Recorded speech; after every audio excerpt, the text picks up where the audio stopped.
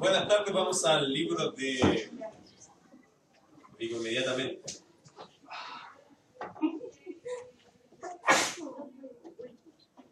El libro de Marcos, capítulo 4. Marcos, el capítulo 4, verso 35 al 41. Vamos a estudiar una historia. Cuando les mandé saludos para el aniversario, hay una cita y hay una frase que vamos a dejar para el eslogan de la iglesia Recoleta para todo el año. Se llama "Pasemos al otro lado". En esa cita o en esa frase que Jesús dijo, hay una visión muy importante que él quiso plantearle a sus discípulos. Y me gustaría que hoy día ustedes también se quedaran con ella. Marcos 4, 35 al 41. Este es un mensaje que a mí me encantó cuando yo lo tuve que aprender en el año, ¿no? Una vez en mis estudios, en uno de los cursos que estaba tomando, aprendí este sermón y me cautivó, me encantó. Porque este sermón muestra una visión que Jesús tiene y también lo que implica esta visión que Jesús tenía por seguirlo a él. Y es una historia bastante interesante. Voy a leérsela y voy a tratar de comunicarles a ustedes lo más claro posible de lo que significa esta frase o este sermón "Pasemos al otro lado". Versículo 35 al 41 de Marcos 4 dice así: Aquel día, cuando llegó la noche, les dijo: "Pasemos al otro lado". Y despidiendo a la multitud, le tomaron como estaba en la barca, y había también con él otras barcas. Pero se levantó una gran tempestad de viento y echaba las olas en la barca, de tal manera que ya se anegaba, o se hundía. Y él estaba en la popa durmiendo sobre un cabezal, y le despertaron y le dijeron: "Maestro, ¿no tienes cuidado que perecemos?". Y levantándose reprendió al viento y dijo al mar: "Calla, enmudece". Y cesó el viento y se hizo grande bonanza. Y les dijo: "¿Por qué estáis así amedrentados? ¿Cómo no tenéis fe?". Entonces temieron con gran temor, y se decían el uno al otro: "¿Quién es este que aun el viento y el mar le obedecen?". Vamos a orar, ¿qué les parece? Le invito a cerrar sus ojos, vamos a guardar un minuto de silencio, vamos a orar. Querido Dios, al enfrentarnos, Señor, ahora a tu palabra, queremos pedir que el Espíritu Santo haga una obra especial. No queremos escuchar palabra de hombre, queremos escucharte a ti. Queremos entender el pasaje en el cual, Señor, nos hemos tomado un minuto para leerlo. Pero queremos, Señor, que el Espíritu Santo vaya poniendo la claridad de lo que significa, o lo que significó en su momento este pasaje y lo que debe significar para nosotros. Quiero agradecerte, Señor, por tu presencia bendita en este lugar. Tu gloria, Señor, llena todo lugar y este lugar está también bendecido por tu presencia. Donde hay dos o tres congregados en tu nombre, aquí tú estás en medio de ellos, Señor, y te agradecemos porque estamos en pos de tu nombre, estamos queriendo, Señor, regocijarnos alrededor de tu bella presencia. Guíanos, Señor, y que el Espíritu de Dios, tu Espíritu, pueda estar hablando en nuestros corazones. Te lo pedimos, Padre, en el nombre de Jesús. Amén.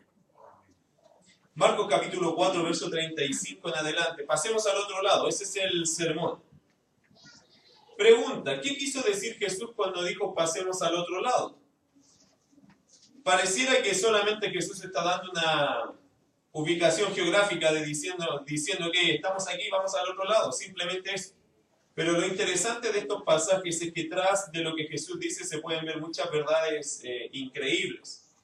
Por ejemplo, sin duda, este pasaje del Marcos 4:35 es un resumen de la visión que Jesús tenía para el siguiente paso para sus discípulos. Él quería algo más de ellos. Verso 35 dice: aquel día, cuando llegó la noche, les dijo: "Pasemos al otro lado". Vamos a ver un poco el contexto de este versículo, dónde se encuentra, por qué este versículo llega a ser importante.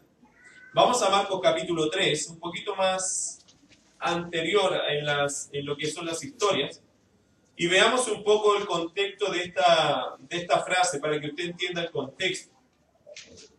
Primero, capítulo 3, verso 13 al 19, dice lo siguiente: Después subió al monte y llamó así a los que él quiso, y vinieron a él. Y estableció 12 para que estuviesen con él, y para enviarlos a predicar, y que tuviesen autoridad para sanar enfermedades y para echar fuera demonios.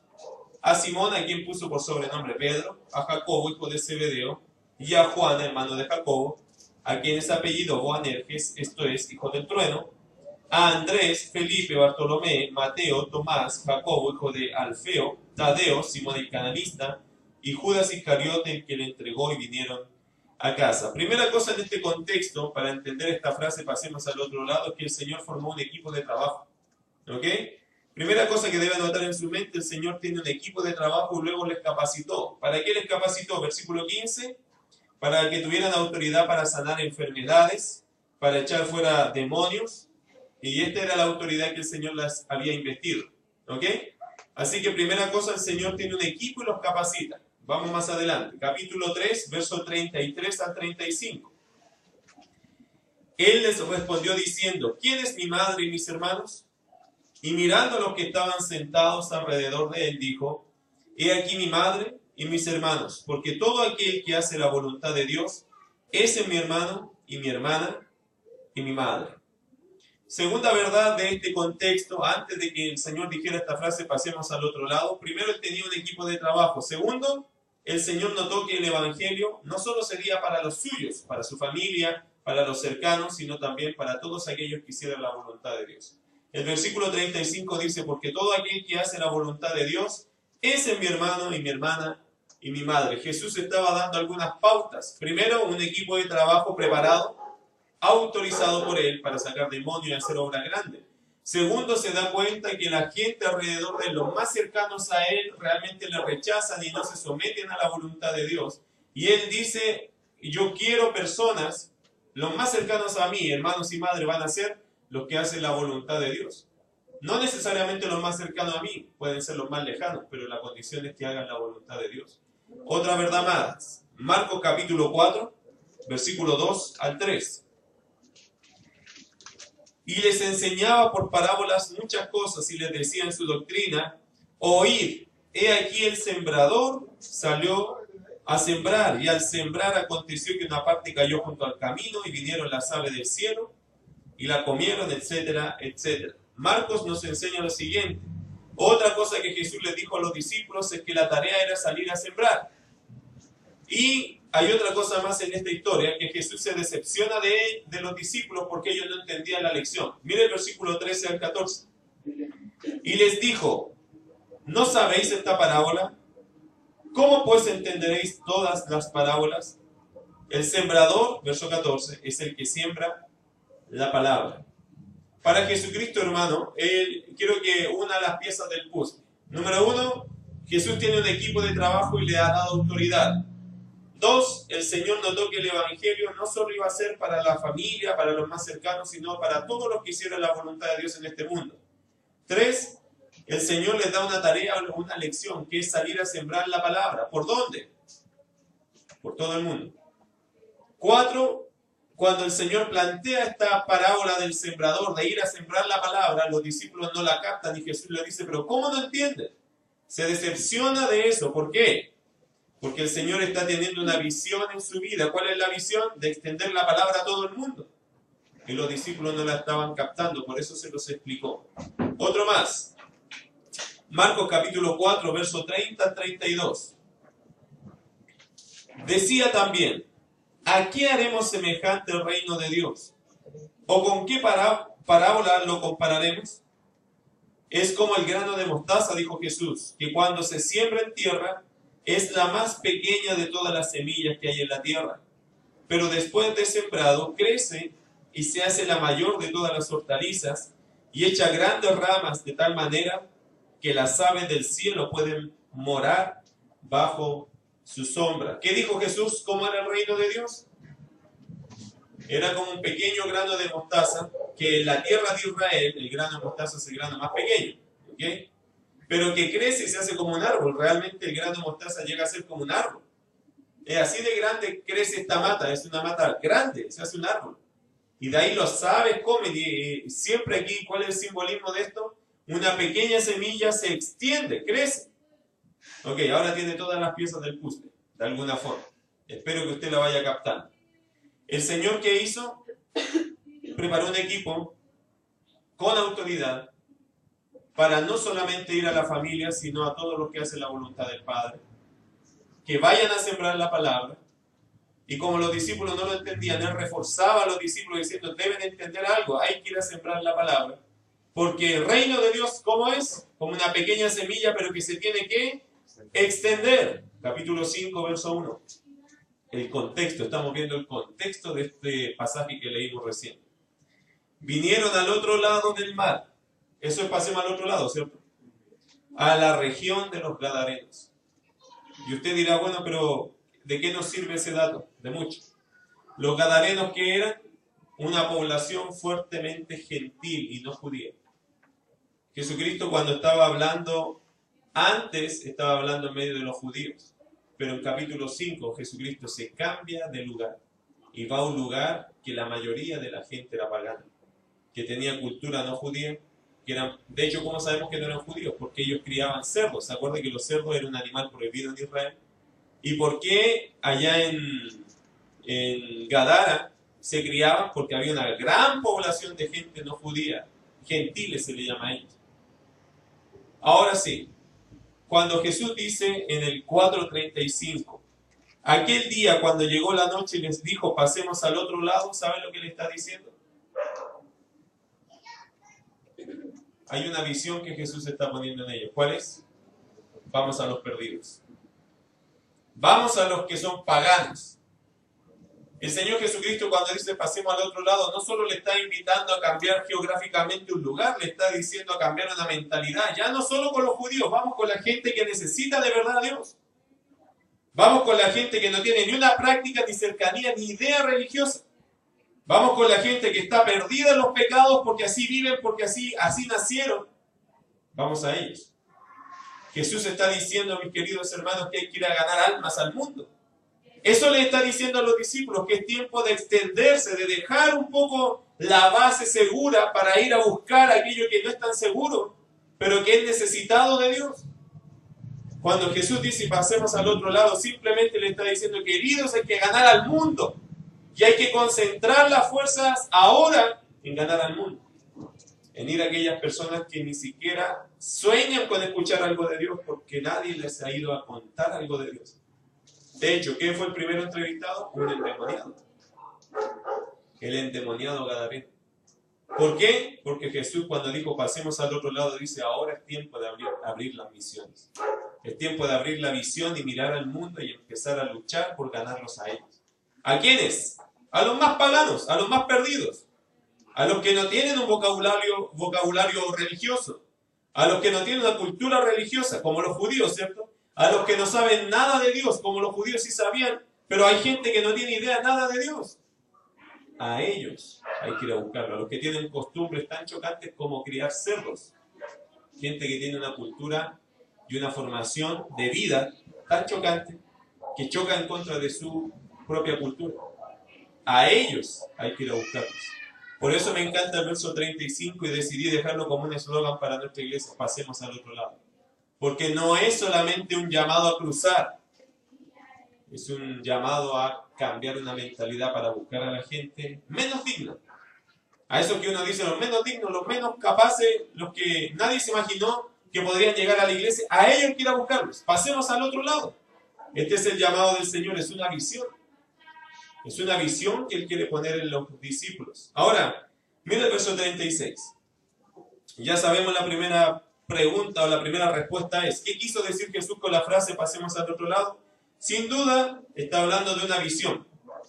La visión misionera, el ganar a personas que nadie los estaba ganando. Ir más allá de nuestras fronteras. Romper los esquemas de nuestra patria para poder salir a otro lugar a buscar a aquellos que no tenemos muchas cosas en común, pero ellos tienen una necesidad que es Cristo. Hay que ir a buscarlos a ellos. A mí me encanta el proyecto de radio que tienen acá, por ejemplo, que llega a miles de personas. 17.000 conectados, más o menos. 17.000 personas conectadas por internet. Y yo le pregunto al pastor Antonio, ¿y mandan comentarios de afuera? ¿De otros países mandan comentarios? Eso es llegar al mundo, hermano. El trabajar con los niños del fútbol, los muchachos del fútbol, porque hay niños y jóvenes, ¿no? Trabajar con ellos, ¿es algo bueno? Bueno, eso es pasar al otro lado, pues eso ir a la gente que de otra forma no los vamos a ganar. Y deben haber muchas más oportunidades, hermanos, de hacer cosas. Pero como nadie está pasando al otro lado, es decir, aquí gracias a Dios gente está pasando al otro lado, pero la invitación es para todos los que siguen a Cristo a pasar al otro lado. A ir a aquellas personas que nadie hoy día les está hablando del Señor. Yo ayer estaba entrevistándome con 2 no videntes. ¿Usted sabe lo que es predicarle a una persona sin que pueda ver? Es una experiencia realmente difícil. Porque todo es auditivo, no hay nada visual. Y a mí me encanta hacer dibujos cuando enseño. A mí me gusta hacer dibujos, leer en la Biblia y miren acá, miren esto. No les puedo decir miren el versículo porque no ven. Ha sido una experiencia muy linda que ellos tienen una atención única. Y le digo algo ayer, predicándole a ella, porque son una pareja, ¿no? Ella entendió el Evangelio. Después de estar 1 hora y media, y la semana pasada 1 hora y media explicándole pasajes, dudas religiosas que tenían, entiende el Evangelio. Qué gozo para uno llevarle la palabra a gente que ¿quién se la va a llevar? Para algunos sería un problema, si un ciego. Se complicarían, pero ahí está Dios queriendo ganar los años. ¿Cómo no se va a gozar uno con eso? Mi querido hermano, hay que pasar al otro lado. No hay que desechar a nadie. Todos son bienvenidos al Evangelio. Todos. ¿Por qué? Porque esa es la visión que Cristo tenía y esa es la visión que debemos tener. Cuando Jesús dice pasemos al otro lado, te quiere dar una visión. No solo una misión de ir para allá, sino una visión. ¿Por qué vamos? Vamos a ganar a la gente que de otra forma nadie la va a ganar. Que se están perdiendo. Que están metidos quizás en la cosa más terrible, pero son esa gente que necesita a Dios. Primera cosa, hermano, ¿qué quiso decir Jesús con la frase pasemos al otro lado? Te quiso dar una visión, lo cual es una misión en la vida, pasar al otro lado. Buscar a aquellos que nadie busca. Eso es lo que Dios quiere. Eso es lo que Jesucristo dijo. Segunda cosa, segunda pregunta. ¿Qué experimentaron los discípulos por pasar al otro lado? Mire el verso 36. Los discípulos siguieron a Jesús, ¿ya? Eso es lo bueno. Jesús dijo pasemos, ¿qué dijeron ellos? Vamos. Ojalá que la iglesia sea igual, ¿cierto? Y cuando Jesús diga, pasemos, ¿qué tiene que hacer la iglesia? Pasamos, nos vamos. Agarramos maleta y hacemos lo que tenemos que hacer. Pero ¿qué experimentó el grupo de seguidores de Cristo por pasar al otro lado? Verso 36. Aquel día, cuando llegó la noche, les dijo, pasemos al otro lado, y despidiendo a la multitud, le tomaron como estaba, en la barca, y había también con él otras barcas. Lea conmigo el verso 37. Pero se levantó una gran tempestad de viento y echaba las olas en la barca, de tal manera que ya se anegaba. ¿Qué experimentaron ellos por seguir la visión de Cristo? Una tormenta. Ahora, quiero contarle un poco de la tormenta, porque algunos no... Siempre uno cuando piensa más los versículos y valora algunas verdades que están aquí, uno dice, esto no era una tormentita, no era una lluvia, ¿ok? La tormenta era una cosa terrible acá. Primera cosa, la tormenta fue un evento realmente, hermano, inesperado. Inesperado. ¿Cómo sé yo que era inesperado? Que nadie suponía que iba a venir. Mira el versículo 36. Cuando dice, despidiendo a la multitud, le tomaron como estaba en la barca y había también con él otras barcas. Si yo estoy solo en el mar y nadie más anda en el mar, yo me tendría que hacer una pregunta. ¿Por qué? Es como que usted fuera en la carretera que siempre anda lleno y de repente anda solo. Usted siempre tiene que hacerse la pregunta, ¿por qué? Porque puede ser que más adelante la carretera esté cortada o algo pasó, porque no es normal que ande uno solo en una carretera que siempre anda gente. Cuando la Biblia dice acá que habían también con él otras barcas, ¿qué te dice a ti eso? Que habían otros pescadores que estaban confiados que el mar estaba bien para navegar. Por lo tanto, mis queridos, esta frase que el Señor la deja colgando ahí con una forma maravillosa, Marcos la deja ahí para que nosotros aclaremos algo, que Jesucristo y los discípulos, la tormenta que experimentaron, igual que los otros marinos, era una tormenta absolutamente inesperada. Nadie estaba esperando que se iba a levantar la tormenta. El otro día fui a Chihuayante, ya a Concepción, y todos los hermanos allá hablan todos de pescado, de bote, de marino, esa es toda la conversación allá. Es gracioso, uno acá tiene otros temas, pero allá hablan de pura pesca, de mar, de pescado, de comida del mar, de marino, submarino, todo eso. Y todo el día hablan de la misma cosa, es increíble. Usted donde va siempre es el único tema que tiene. Pero uno aprende cosas. Y los hermanos que viven de la pesca, ellos conocen el mar. Nosotros no tenemos idea, nosotros lo usamos para el verano el mar y eso es todo, ¿cierto? Pero ellos viven de eso. Y ellos conocen el mar. Y cuando ven ciertas nubes y cierta forma del mar, ellos no saben.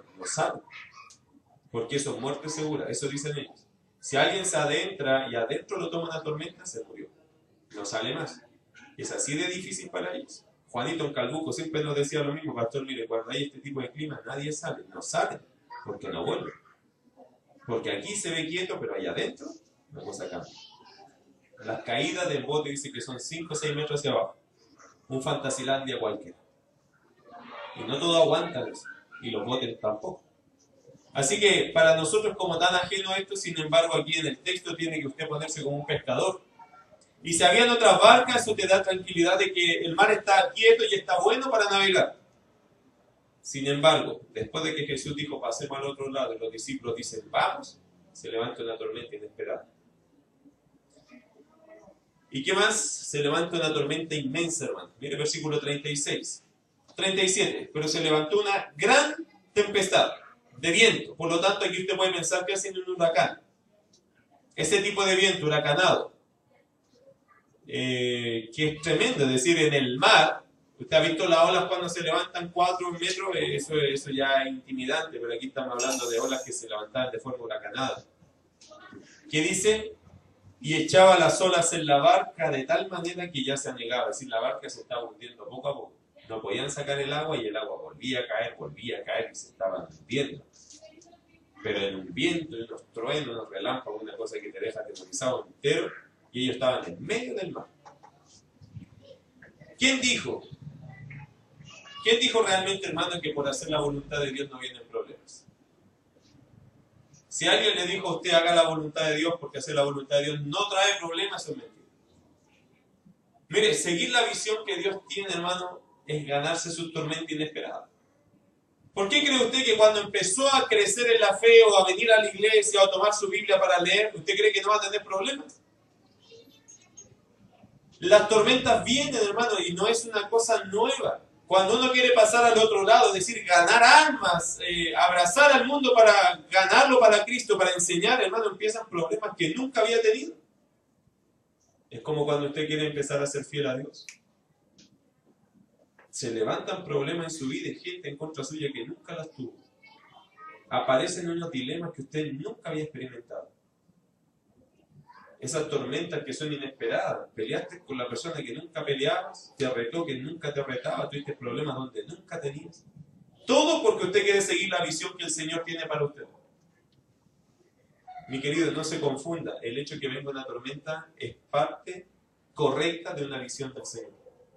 Hay mucha gente que cuando empieza a tener problemas para venir a la iglesia, deja de venir.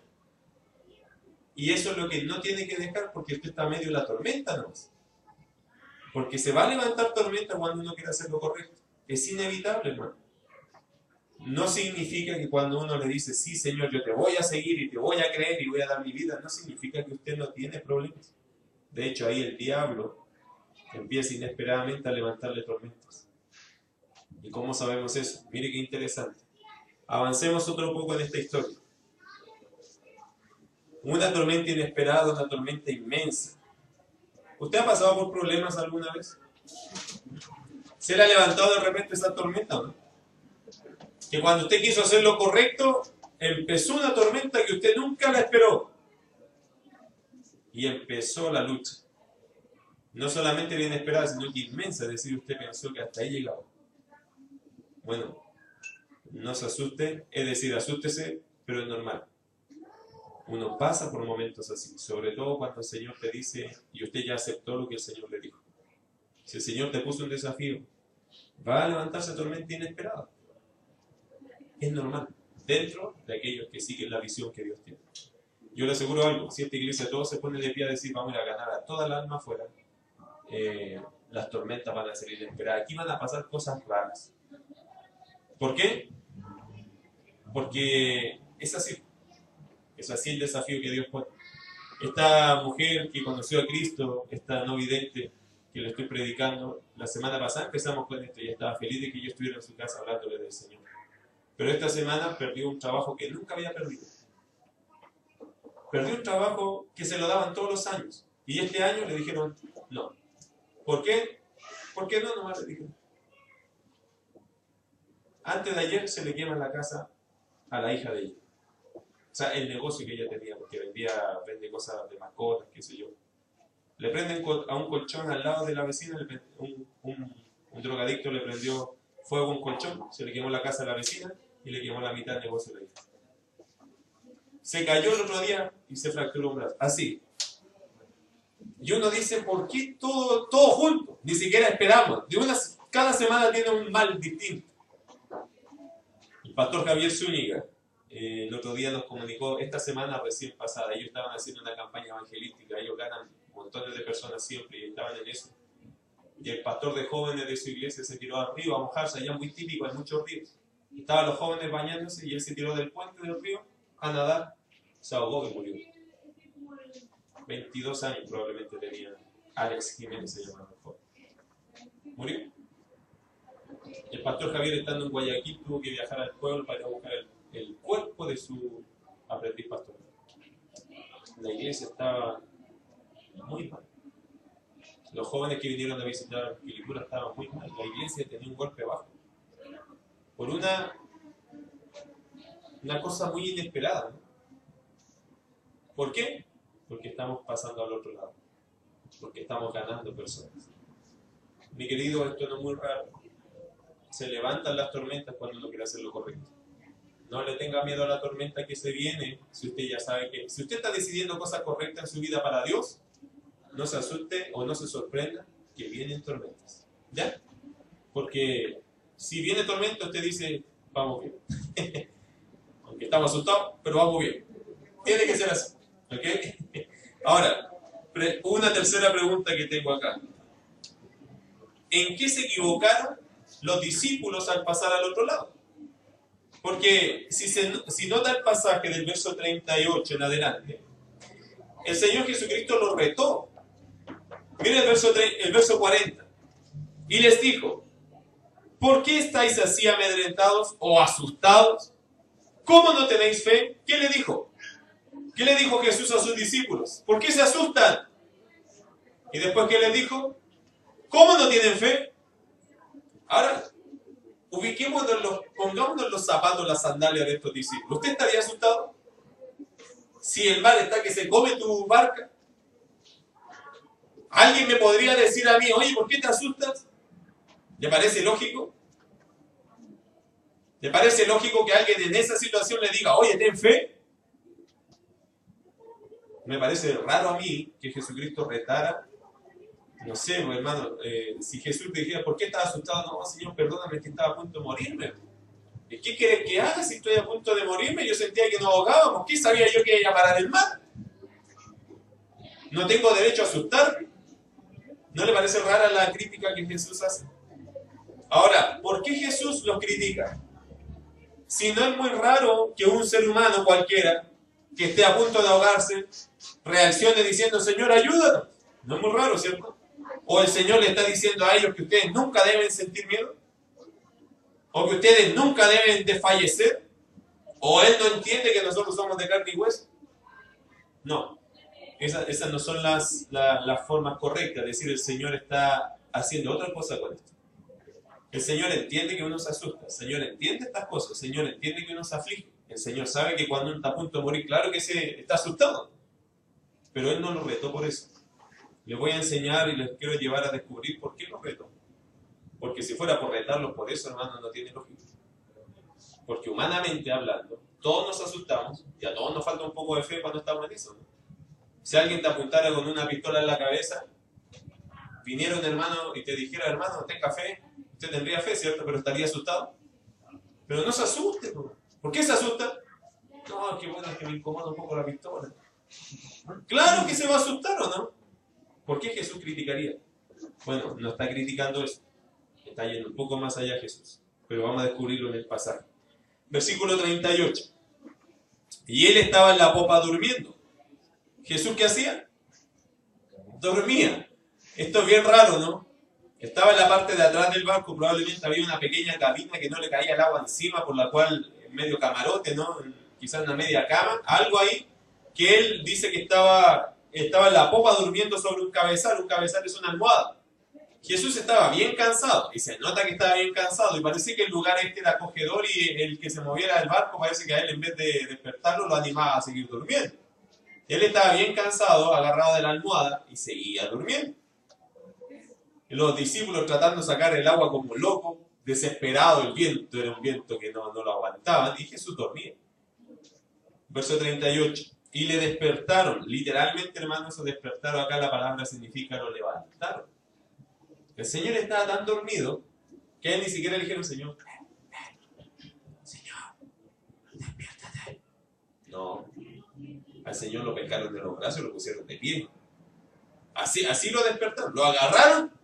Y como dice la frase, dice, maestro, no tienes cuidado en que perecemos. Esa parte la hicieron de pie con él, él estaba dormido, lo agarraron de los brazos y lo pusieron de pie.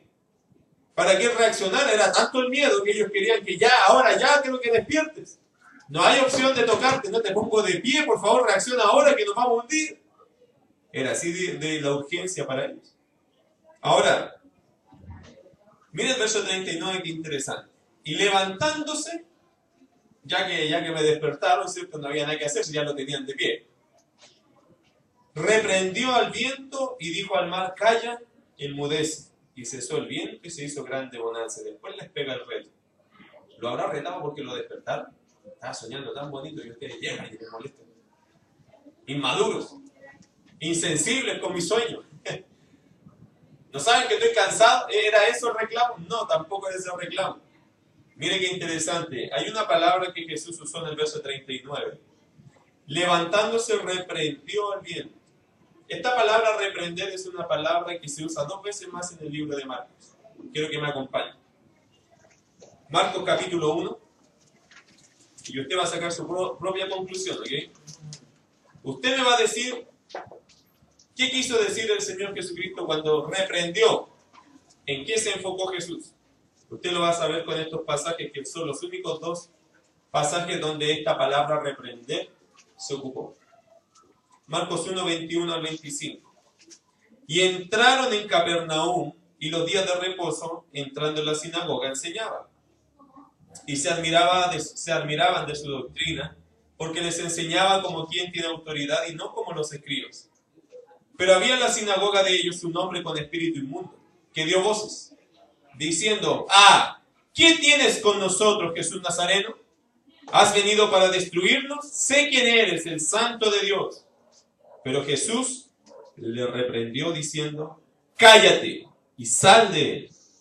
Y el espíritu inmundo, sacudiéndole con violencia y clamando a gran voz, salió de él. Marcos capítulo 3, el otro pasaje donde se usa la palabra reprender. Verso 11 al 12. Y los espíritus inmundos, al verle, se postraban delante de él y daban voces diciendo, tú eres el Hijo de Dios. Mas él les reprendía mucho para que no le descubriese. Estos 2 pasajes usan la misma palabra, reprender. ¿En qué se equivocaron los discípulos? Bueno, ¿por qué el Señor los retó? Hay varias verdades por qué, pero algunas cosas olvidaron los discípulos. ¿Qué olvidaron los discípulos, mis queridos hermanos? Ellos olvidaron que cuando Jesús da una visión y una misión, por lo tanto, tenemos un enemigo que no descansa y siempre quiere derrotarnos y asustarnos. Usted tiene que entender algo.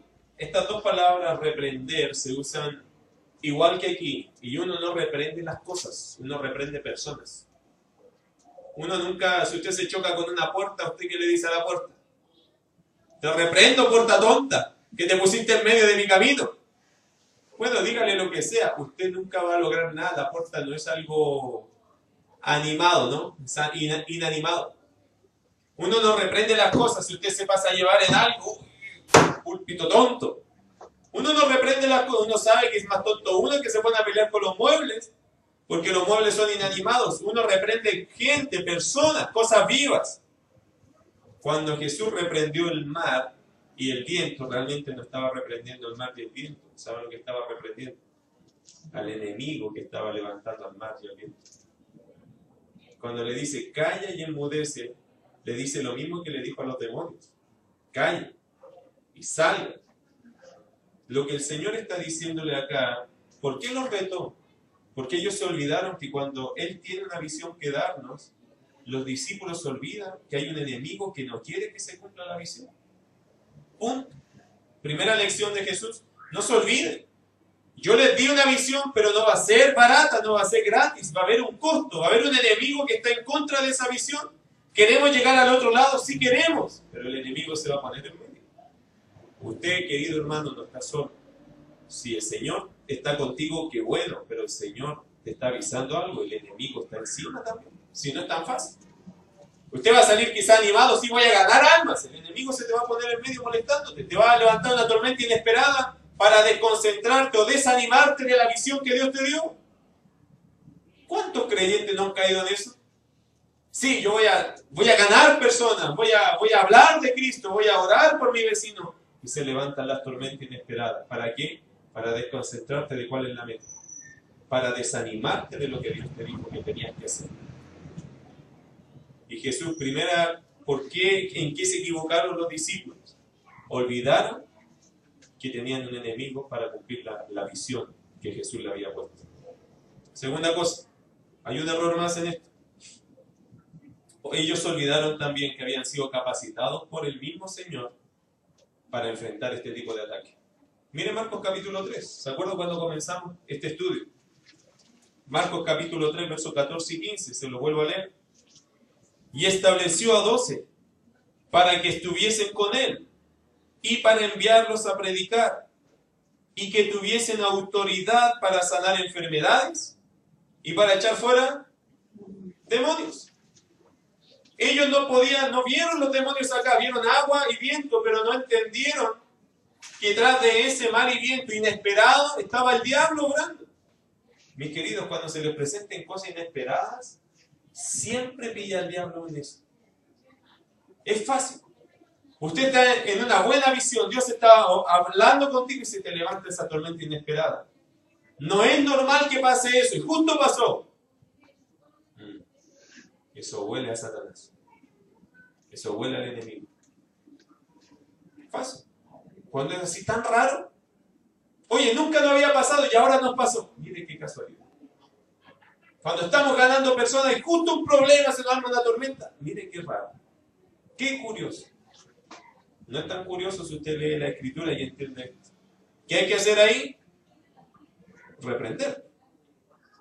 Someterse a Dios. Resistir al diablo. Huirá de vosotros. Eso dice el apóstol Santiago. Pero no tiene que dejar de leer que el diablo se mete en estas cosas. ¿Usted cree que el diablo no obra en las iglesias para desanimar a los pastores? Claro que sí. ¿Para desanimar a los miembros de iglesias? Claro que sí. ¿Y cómo lo hace? Le levanta tormenta inesperada. Una enfermedad, una necesidad, una desilusión, un tropiezo, lo que sea. Va a buscar tentaciones.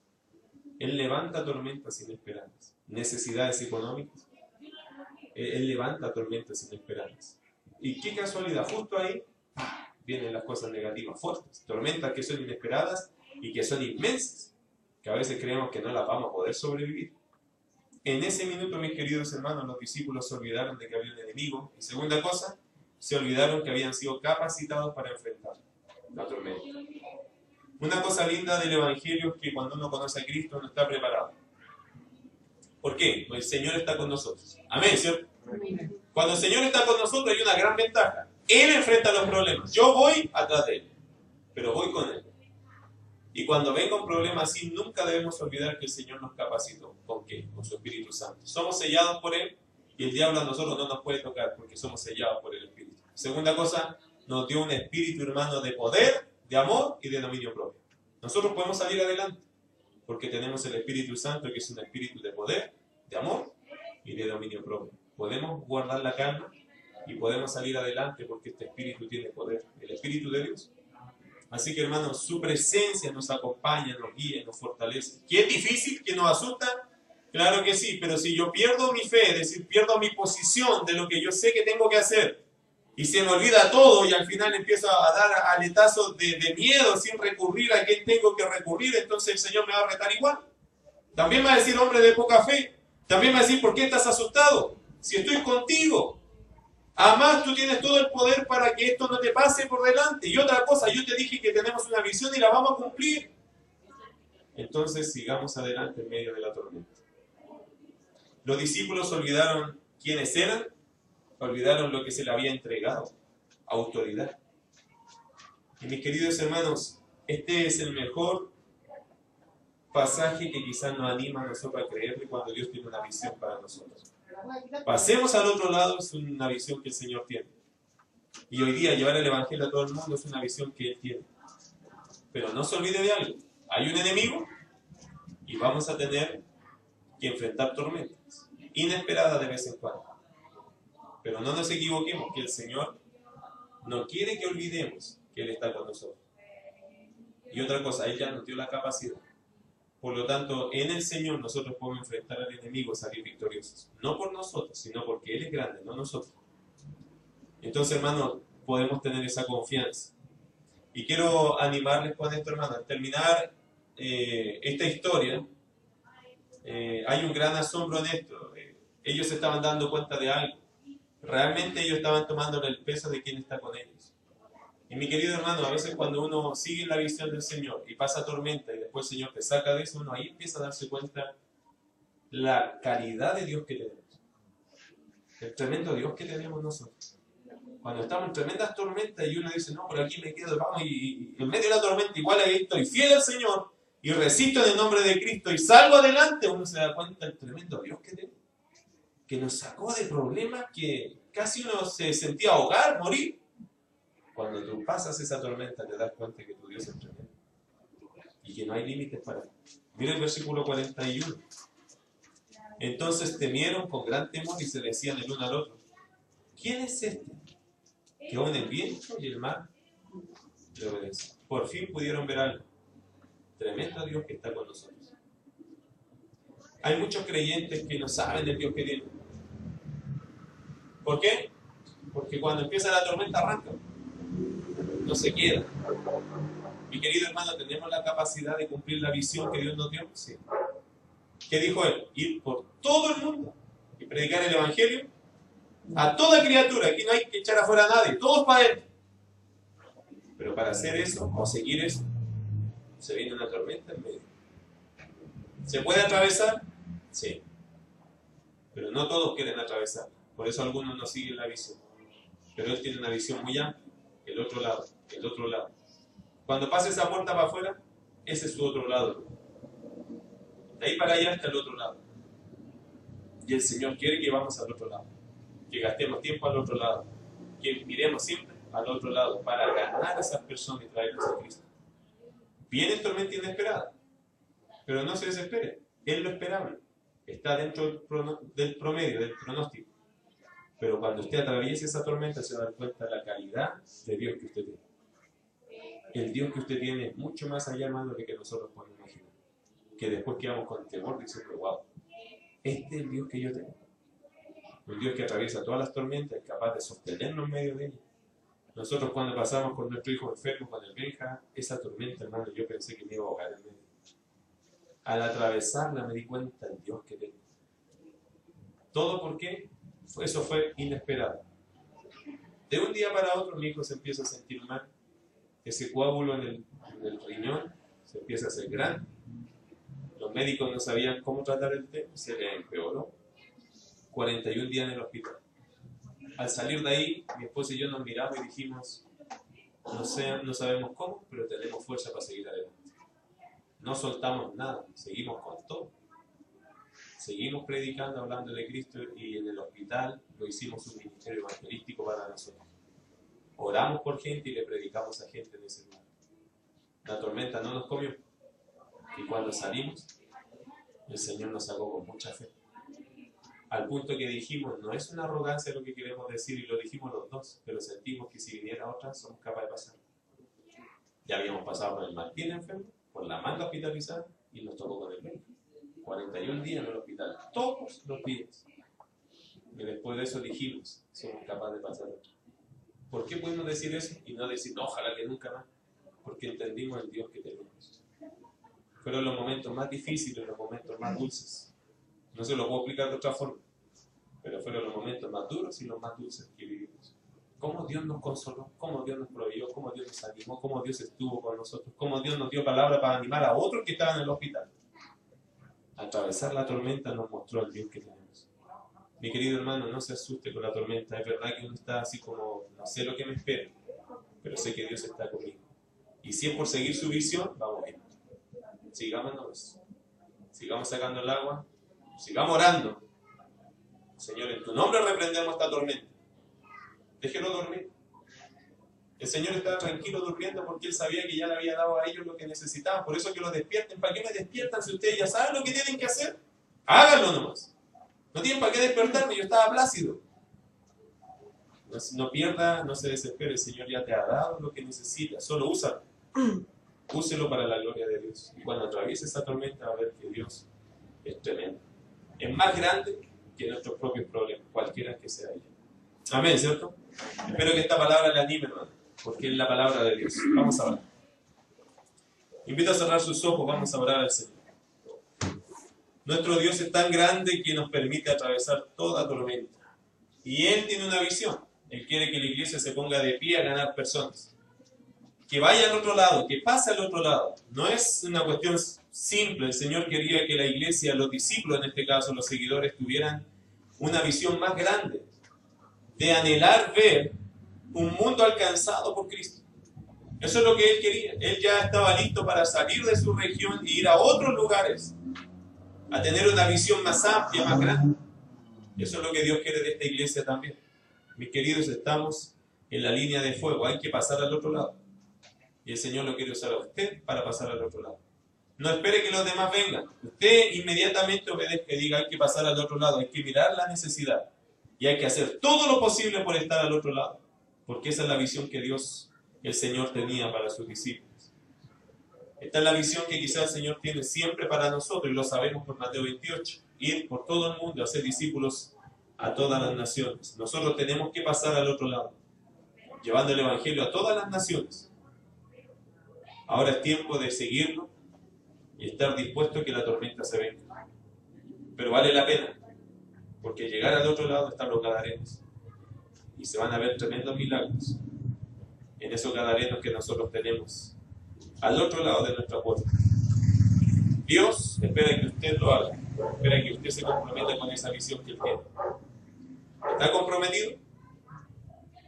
Si es así, yo le pido que ore, Señor. Ore de esta forma, Señor, yo me comprometo. Entiendo lo que tú quieres decir. Yo paso al otro lado. Yo te sigo. Aunque vengan tormentas, yo te sigo. Estoy listo para ver a esos gadarenos. Si eso es lo que tú quieres, estoy listo para ver a los gadarenos. ¿Hay alguien que ora de esta forma conmigo? ¿Hay alguien que cree en este mensaje? ¿Puede levantar su mano y bajarla? Decir yo, pastor, amén, gloria a Dios. ¿Hay alguien más que cree en este mensaje que es de Dios? Gloria a Dios, qué bueno. Es la verdad de Dios. Si usted lo cree, levante su mano sin ningún problema. ¿Hay alguien más que dice yo creo en ese mensaje? Yo sé que el Señor me está llamando a pasar al otro lado. Gloria a Dios, qué bueno, baje su mano. ¿Hay alguien más que dice yo creo? Yo creo en ese Señor, sé que Él me saca de la tormenta, sé que Él espera que veamos a los gadarenos y los ganemos. Amén, qué bueno, vamos a orar así. Gracias Padre Celestial por tu palabra. Siempre es ella la que nos habla.